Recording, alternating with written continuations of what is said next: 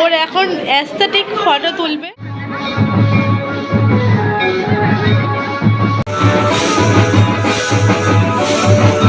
ঘড়িতে সময় এখন রাত 8:30। সাজুগুজু করে চলে এসেছি বিয়ে বাড়িতে।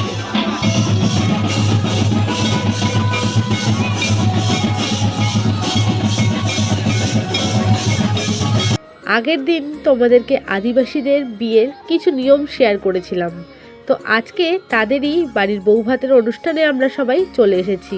বিয়ের দিনকে যেতে পারিনি, কেননা তার পরের দিনকে যেহেতু সানার জন্মদিন ছিল, তাই বিয়ের দিন রাতে কিন্তু আর যাওয়া হয়ে ওঠেনি। আজ হচ্ছে বৌভাতের অনুষ্ঠান, সেইখানেই আমরা এসেছি।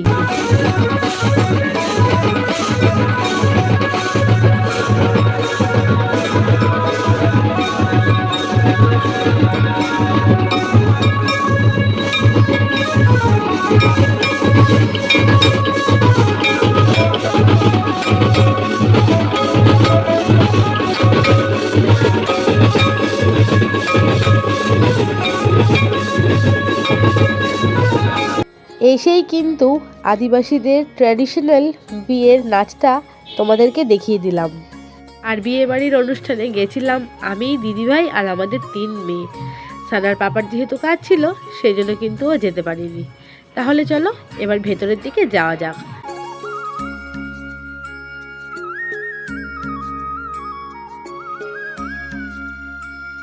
চলে আসলাম যেই লজে অনুষ্ঠান হচ্ছে সেইখানে।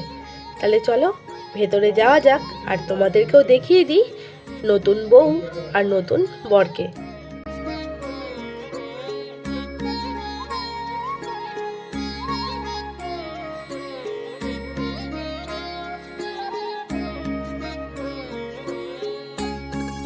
তো আজকের বর আর কোনোকে তোমাদেরকে তো দেখিয়ে দিলাম, আর নববধূ কিন্তু খুবই মিষ্টি দেখতে আর সুন্দর করেও কিন্তু সাজানো হয়েছে। তাহলে চলো আমরাও গিফটটা দিয়ে দিই।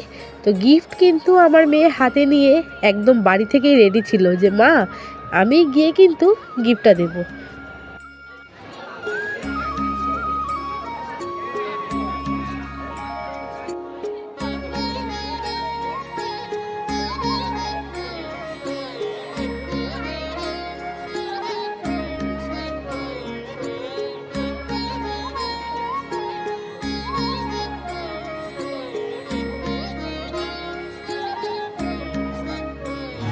ভেতরে এত লাইট জ্বলছে, প্রচণ্ড পরিমাণে কিন্তু গরম লাগছে, তাই ভেতরে আর না দাঁড়িয়ে চলে আসলাম এইখানে। এখানে অবশ্যই কিন্তু আলো আছে, ভালো লাগে। তো ব্লগটা তো বাড়ি থেকে শুরু করতে পারিনি, তাড়াহুড়ো করে রেডি হয়ে চলে এসেছি। তো বন্ধুরা কেমন আছো সবাই, সবাইকে ওয়েলকাম জানিয়ে আমি আজকের ব্লগটা শুরু করছি। তো তোমরা বুঝতেই পেরে গেছো যে কোথায় এসেছি আজকে, বিয়ে বাড়িতে।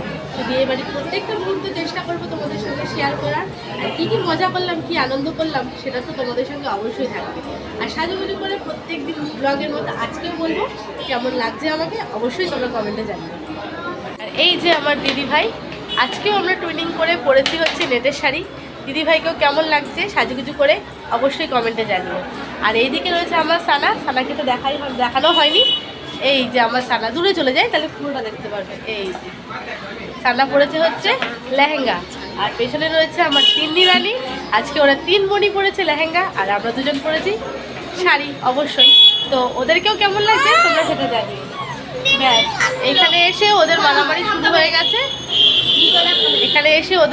শুরু হয়ে গেছে, যেটা কন্টিনিউ সবসময়ের মতো করে চলছে। আর এইখানে খুব সুন্দর করে কিন্তু সেলফি জোনের মতো সাজানো হয়েছে। তো 3 বোনেরা কিন্তু যথারীতি চলে গেছে এখানে ফটো তোলার জন্য। আচ্ছা এক একজন করে তুলে নে, তাহলেই হয়, ঝগড়াঝাটি করিস না, দাঁড়া। ওর এখন অ্যাস্থেটিক ফটো তুলবে বিভিন্ন পোজে, সেটা তোমাদের পুরোপুরি দেখানো সম্ভব না। ওর রং ঢং দেখতে গেলে পুরো ব্লগটা শেষ হয়ে যাবে। সবে শুরু হলো, কটা ফটো তোলে এবার ও দেখা যাক। ওরে বাপরে অনেক হয়েছে। আর এই হয়েছে ওর ক্যামেরাম্যান। আমাদের জামাই চলে এসছে ফটো তোলার জন্য। চলো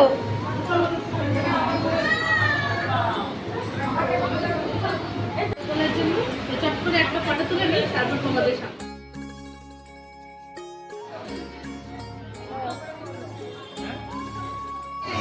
এবার যাচ্ছি খাওয়া দাওয়ার দিকে। বিয়ে বাড়িতে আসলাম, ফটো তুললাম, সব হলো। এবার সোজা কিন্তু চলে যাচ্ছি আমরা খাওয়া দাওয়ার দিকে।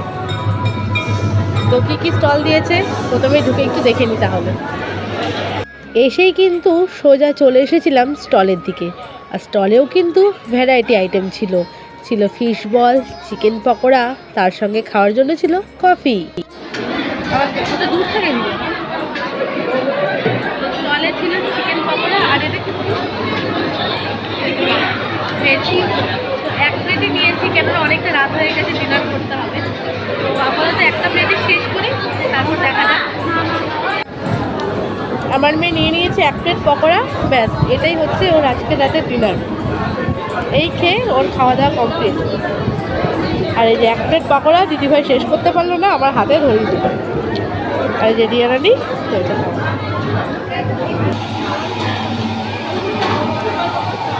ফোন না দাদা, বাচ্চাটাকে টক জল দেবে না, দুটো দেবে। হ্যাঁ, দুটো খাবে কিন্তু, কান ফুটো করেছো না, দুটোই খাও।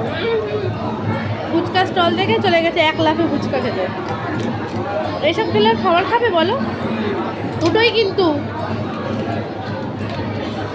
পকোড়া খেয়ে জল তেষ্টা প্রচণ্ড পেয়ে গেছিল, তো তাই জন্য মকটেলের কাউন্টারও দিয়েছিল। সবই যখন খেলাম, এই মকটেলটাই বা বাদ দেবো কেন? তো মকটেলটা কিন্তু খেয়েছিলাম বরফ ছাড়া।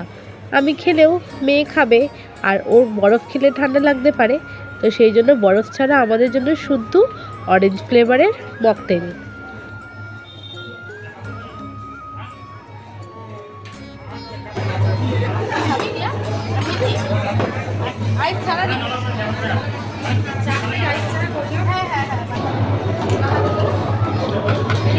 একটাতেই হয়ে যাবে।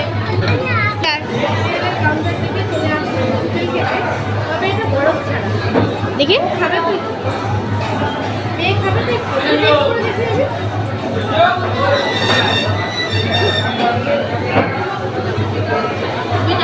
তো খাবে, তো ঠান্ডা লেগে যাবে, যেহেতু হালকা ঠান্ডা আছে। তো বন্ধুরা, এখানে কিন্তু আমরা লাইন দিয়ে রয়েছি খাওয়ার জন্য। এদিকে সবাই খাওয়া দাওয়া চলছে, উঠলেই আমরা বসে পড়লাম খাওয়া দাওয়া করতে। আর লাইটের রিফ্লেকশন করছে, তো আর ভিডিও করতে পারবো না।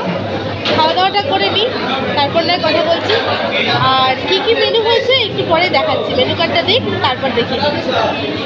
আর এটা হচ্ছে আমাদের গরমের প্রথম বিয়ে বাড়ি। তো এখন থেকেই গরমের কিন্তু গরমের ভাব ভালোভাবে পড়ে গেছে, যথারীতি ঘাম হচ্ছে, আর তার সঙ্গে গরম তো লাগছে। এই হয়েছে মেনু কার্ড। মেনুতে আছে অনেক কিছু, কিন্তু পেটে খাওয়ার জায়গা একদম নেই। অনেক কিছু আইটেম করেছে, সব কটা ভালো ভালো আইটেম, কিন্তু খাওয়ার জায়গা পেটে একদম নেই। তো দেখা যাক কতটুকু খেতে পারি না পারি।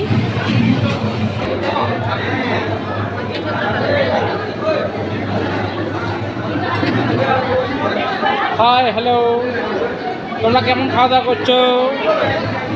খাবার কোয়ালিটি কীরকম আছে? গুডগুডি। এই ব্লকে যারা যারা খাওয়া দাওয়া করছে, প্রত্যেকেরই ইউটিউবার আছে নিজস্ব। আমাদের খাওয়া দাওয়া করে উঠতে উঠতে কিন্তু প্রায় রাত 11:30 বেজে গেছিলো। তখনও কিন্তু ওদের ট্র্যাডিশনাল নাচ কন্টিনিউ চলছিল। তো এই নাচ কিন্তু এখানেই পর্ব শেষ। ওই মাঠের মধ্যে যেখানে নাচ হচ্ছিল, সেইখান থেকে ওরা পারফর্ম করতে করতে একদম লজের সামনে চলে এসেছে। আর যেহেতু অনেক রাত হয়ে গেছিলো, রাস্তাঘাটও কিন্তু প্রায় ফাঁকা। আর সব শেষে ছিল স্টলে আইসক্রিম। তো সেটা না খেলে তো একদমই চলবে না। সব শেষে হাতে নিয়ে নিলাম আইসক্রিম। এখন এটাই খেতে খেতে চলে যাব কিন্তু বাড়ি। তবুও রাস্তায় বেরিয়ে টোটো পাবো কি না এখন একদমই জানি না। তাহলে চলো রাস্তার দিকে বেরোনো যাক। বিয়েবাড়ির ব্লগটা বন্ধুরা এখানেই শেষ করছি। যেহেতু রাত হয়ে গেছিলো, আমরা কোনো টোটো পাইনি, তাই ওদেরই গাড়ি ছিল, সেই গাড়ি করেই কিন্তু আমরা বাড়িতে এসেছিলাম। তাহলে বন্ধুরা, তোমাদের সঙ্গে দেখা হচ্ছে নেক্সট ব্লগে। ভালো থেকো, সুস্থ থেকো।